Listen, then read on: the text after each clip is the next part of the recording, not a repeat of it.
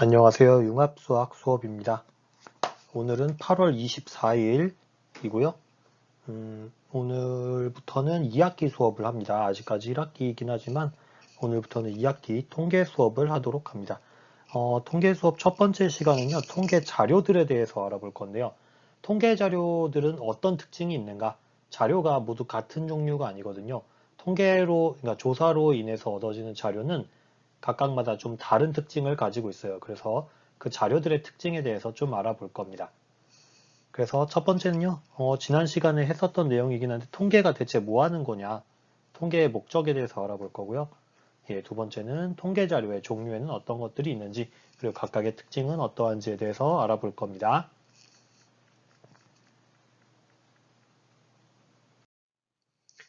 자, 통계의 시작에 대해서 한번 말해 보려고 합니다. 혹시 교회 다니는 친구들이 있는지 모르겠지만 뭐 아니라도 상관은 없습니다. 옛날에 이집트 시대에 이집트를 탈출하는 사람들이 있었고요. 애굽, 이집트죠. 애굽이라고 부르는 거기를 이제 탈출하는 이야기가 바로 성경에 나오는 민수기라는 이야기인데요. 민수기가 한자로 하면 민은 백성이고요. 수는 숫자입니다. 그래서 백성의 숫자, 기록이 뭐냐면 이제 이 사람들이 엄청 많은 사람들이 이집트를 탈출해서 그 이스라엘 쪽으로 이렇게 걸어가는 엄청 오래 걸어갑니다. 예, 40년 넘게 걸어가요. 예, 이 걸어가는 장면을 성경에 담았는데요. 그때 통계를 했다라고 전해집니다. 여기에 보면 산 위에서 사람 수를 세고 있잖아요. 거의 한 100만 명 가까이 되는 걸로 알고 있습니다. 100만 명 가까이 되는 사람을 센 거죠.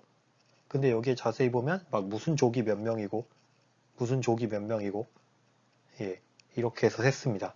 근데 이 민수기라는 말이 백성의 숫자잖아요. 그래서 영어로는 넘버스라고 합니다. 그래서 성경에 넘버스라는 챕터가 있어요.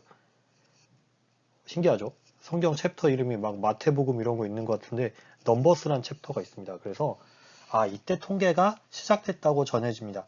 통계는 뭐냐? 이 사람 세는 거죠. 뭐가 몇 명이고 누가 몇 명이고 남자 몇 명이고 어린애가 몇 명이고 이렇게 셌던 게 최초의 통계로 전해집니다. 그래서 과거에는 통계조사 자체가 인구를 조사하는 거였어요. 이 동네에는 누가 몇 명 살고, 뭐 땅이 얼마나 있고, 노비가 얼마나 있고, 예. 그래서 이걸 왜 했을까? 사람 수를 왜 셌을까요? 사람 수를 세야, 내가 세금도 걷고, 먹고 살 수 있습니다. 내가 물고기를 잡아야 돼. 몇 마리를 잡아야 되냐? 우리 가족이 4명이니까 4명 먹을 만큼을 재야 돼.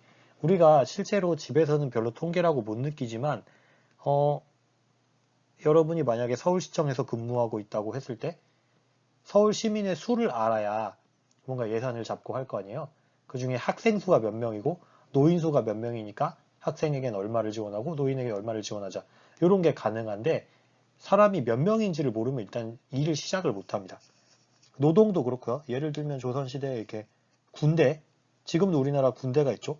몇 명인지를 알아야, 우리나라 사람이 몇 명인지를 알아야 앞으로 군인이 늘겠구나 줄겠구나 이런 걸 예측할 수 있겠죠. 그 다음에 관리를 해야 되고요. 세금을 걷어야 됩니다. 그래서 이런 목적으로 인구조사를 했고요. 이 인구조사는 아직도 하고 있습니다. 우리나라도 5년에 한 번씩 인구주택 총조사를 하는데 올해 하는 해입니다.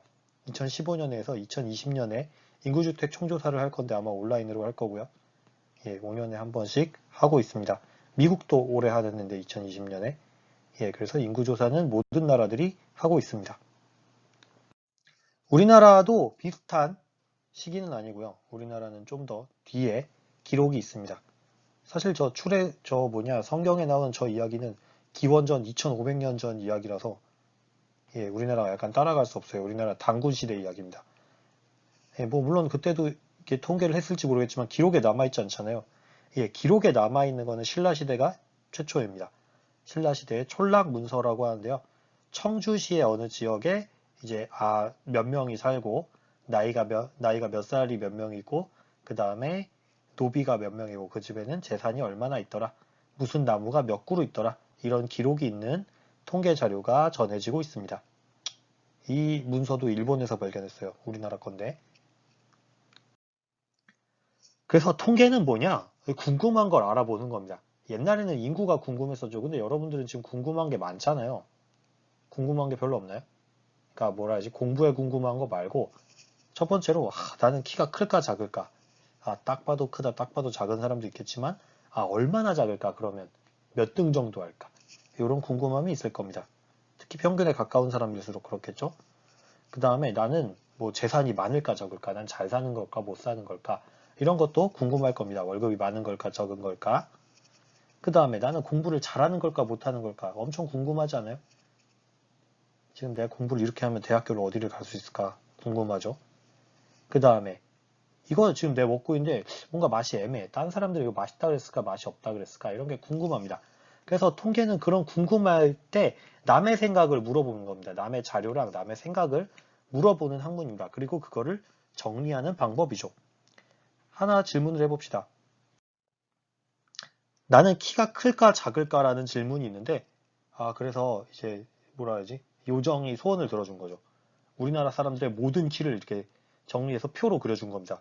쫙 이렇게. 물론 이거는 그렇게 많지 않아요. 우리나라 사람들은 5천만 명이기 때문에 이렇게 5천만의 자료가 이렇게 쭉 나와 있다고 생각해 봅시다. 그럼 여러분들은 이 자료가 의미가 있나요?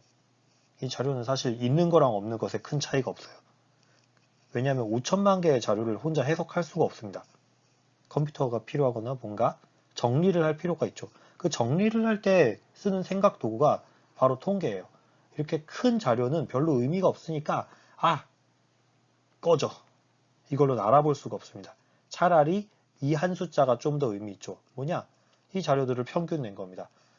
평균이 163.5더라. 그러면 나는 이거보다 크니까 또는 이거보다 작으니까 평균보다 크다 작다 정도의 정보를 얻을 수가 있는 거죠. 됐나요? 자, 그래서 통계는 뭐냐? 여러 자료를 정리하는 생각수단입니다. 근데 목적은 뭐냐? 뭔가를 알기 위해서죠.